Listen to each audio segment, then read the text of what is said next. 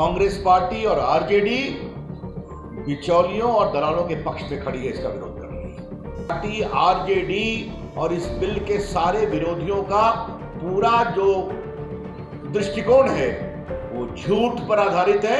नमस्कार, न्यूज भारतवर्ष में आप सभी का स्वागत है। बिहार विधानसभा चुनाव 2020 में सरजमी काफ़ी तेज हो चुकी है। अगर बात की जाए बिहार के कई दिग्गज चेहरे की जो अभी फिलहाल दिल्ली में सीटों की सेटिंग करने यानी सीट शेयरिंग को सटीक बैठाने के लिए जुटे हुए हैं। वहीं अगर एनडीए की बात करें तो आपको पता है कि लोजपा कर रही है, क्योंकि उसका जो सीट फार्मूला है, एनडीए का जो सीट फार्मूला है उसमें लोजपा सटीक नहीं बैठ रही है, क्योंकि लोजपा 143 सीटों की डिमांड कर रही है।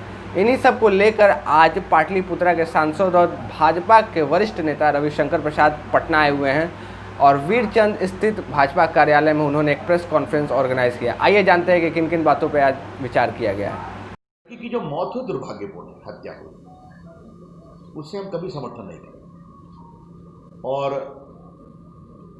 आदित्यनाथ जी की सरकार ने सख्त कार्रवाई की है, आपके एसआईटी की घोषणा कर दी है। जो उनके खिलाफ अपराधी थे वो गिरफ्तार है, फास्ट ट्रैक कोर्ट में उसकी सजा चलेगी। ये सारी बातें हो गई है। अब उसमें कई और बातें हैं, रेप हुआ है नहीं हुआ वो भी वहाँ की पुलिस ने बताया है, तो वो सब वहाँ की पुलिस बताएगी। अब जहाँ तक आपने बात कही मीडिया इमरजेंसी, कोई इमरजेंसी नहीं है। एक बात आप ध्यान रखिए, क्योंकि आपने इमरजेंसी की बात किया है, तो इस सरकार में, मोदी जी की सरकार में ऐसे लोग हैं जिन्होंने इमरजेंसी के खिलाफ संघर्ष किया था। क्योंकि मनीष जी ने बात कही, चाहे नरेंद्र मोदी हो, चाहे वो राजनाथ सिंह हो, या स्वर्गीय सुषमा स्वराज, अरुण जेटली हो, या उपराष्ट्रपति हो, रविशंकर प्रसाद ने स्वयं हो, जेपी मूवमेंट और हम लोगों ने इमरजेंसी के खिलाफ संघर्ष किया है। तो हम लोग का ये संकल्प है। लेकिन ये कौन सी कांग्रेस की नीति है कि राजस्थान पर चुप है आप, जहां और विभत्स घटना हुई है वहां तो कुछ नहीं बोल रही है प्रियंका और राहुल गांधी, और यहां जाकर के पूरा ड्रामा कर रही है। ये ऐसा कैसे चलेगा?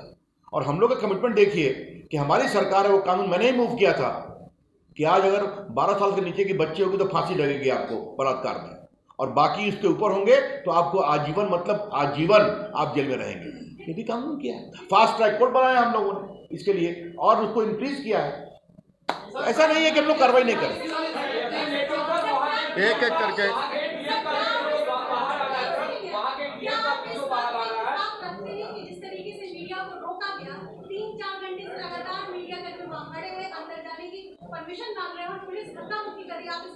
देखिए, मैं आपसे एक बात कर दूंगा, इस बारे में जो उत्तर प्रदेश के शासन के द्वारा, पुलिस के द्वारा बताया जा रहा है वो फैक्ट पर है, ग्राउंड पर है। मैं पटना में, तो ये वहां पर उसको वो एक्सप्लेन करेंगे। मैं इतना कहना चाहता हूं। श्याम सुंदर एक बात समझिए, बहुत सरल भाषा में बता दूं, आप लोग जानकार हैं, जानते हैं, लेकिन फिर भी मैं रिपीट कर रहा हूं। जब मंडी होती है तो किसान मंडी के बाहर नहीं बेच सकता, उस मंडी के क्षेत्राधिकार में मंडी शुल्क लगता है, बाकी शुल्क लगता है। तो तुम्हें जो भी फसल है, जो दाम हमारे यहाँ तय होगा उसी पर बेचना पड़ेगा। जब आप कानून से उसको सीमित करते हैं तो हाजीपुर का केला पुणे भी बिक सकता है, वो मुंबई भी जा सकता है। तो आज तक हाजीपुर के केले का जो स्वाद है उसे देश में क्यों नहीं जाना चाहिए?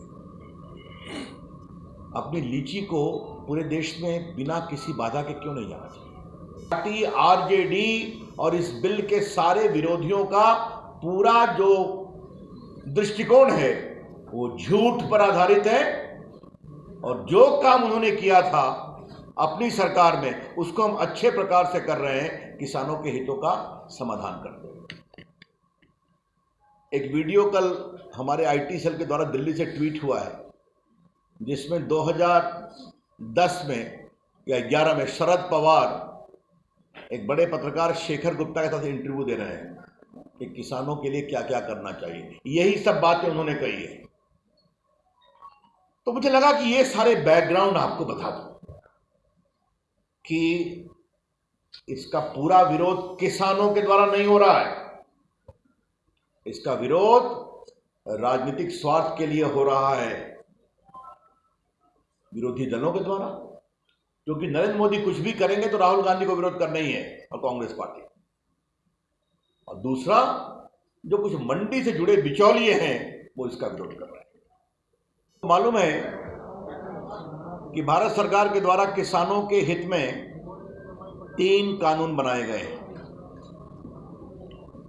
उसको लेकर कुछ दलों ने और विशेष रूप से कांग्रेस पार्टी ने बेबुनियाद और झूठ की बिना पर एक आंदोलन शुरू किया है। जबकि अभी मैं विस्तार से बताऊंगा कि कांग्रेस पार्टी इससे अधिक मनमोहन सिंह की सरकार में करने की बात कर रही थी और कर रही थी। तो नरेंद्र मोदी सरकार के विरोध के लिए विरोध ये करने की बात की गई है। इसलिए ये विचार हुआ प्रधानमंत्री जी का और बाकी सरकार का कि भारत सरकार के सभी मंत्री देश के विभिन्न इलाकों में जाएंगे और पत्रकार मित्रों के माध्यम से सच्चाई बताएंगे। तो मुझे इस बात का बहुत संतोष हुआ कि मेरे लिए निर्देश हुआ कि मैं पटना में जाकर पत्रकार मित्रों से बात करूं। तो संक्षेप में इस विषय पर अपनी बात रखूंगा, फिर जो आपके फैसले, आपके जो प्रश्न होंगे उसका मैं उत्तर भी दूंगा। बस मुझे 5-7 मिनट दीजिए इसको थोड़ा विस्तार से रखने के लिए। ये जो नए कानून पारित हुए हैं मित्रों, ये देश के 86% छोटे मझोले किसानों के हित में है और बड़े किसान भी इसका लाभ ले पाएंगे।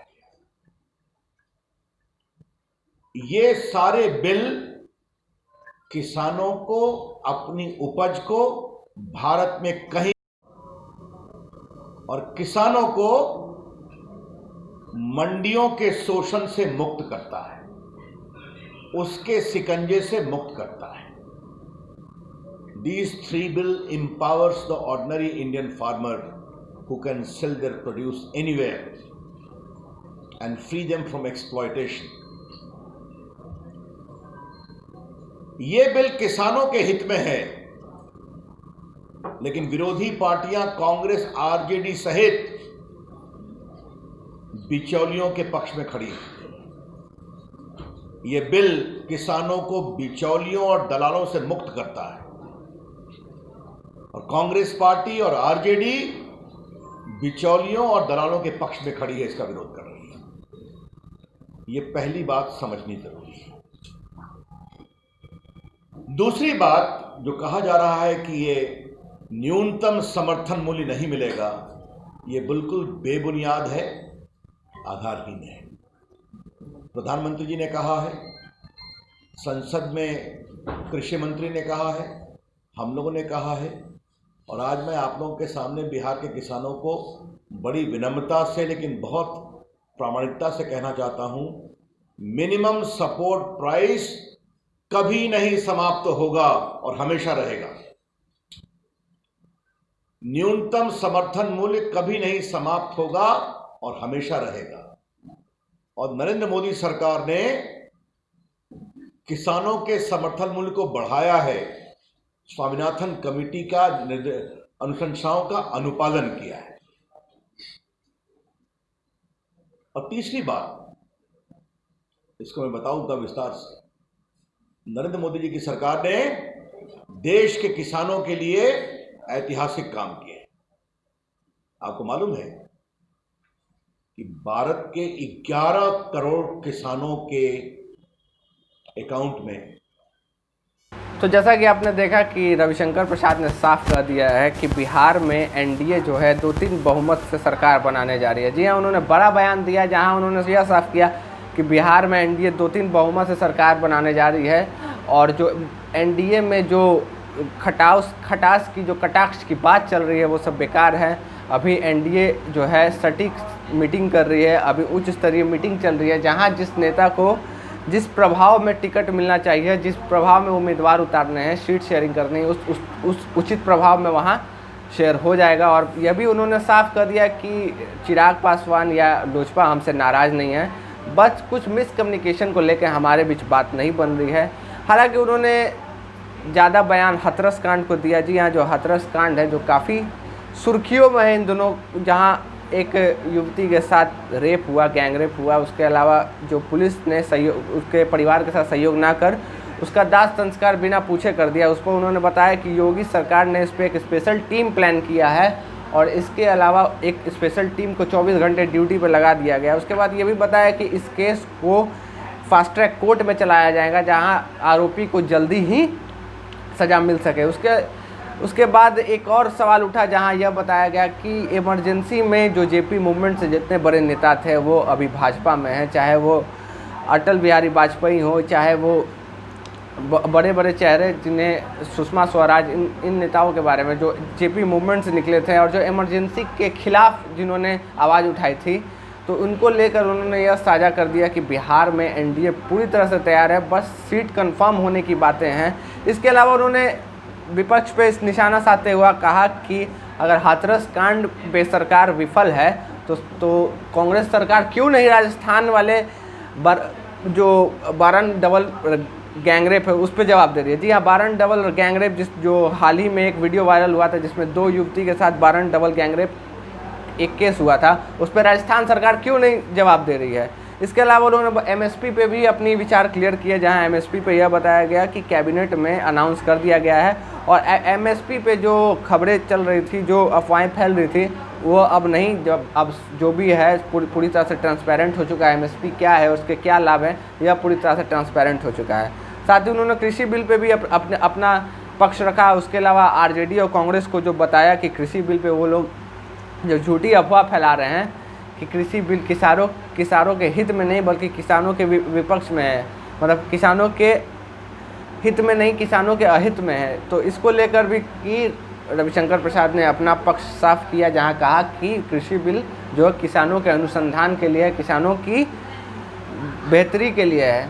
तो आप देख सकते हैं कि बिहार विधानसभा चुनाव में रविशंकर प्रसाद का यहां आ जाना और चुनाव अभियान संभालना, ये एक बड़ा कहानी को संकेत देता है। तो इसके अलावा यह देखना है कि एनडीए में सीट शेयरिंग का फॉर्मूला कब तय होता है। तो लगातार खबरों में बने रहने के लिए देखते रहे न्यूज़ भारतवर्ष। मैं शांतनु राज।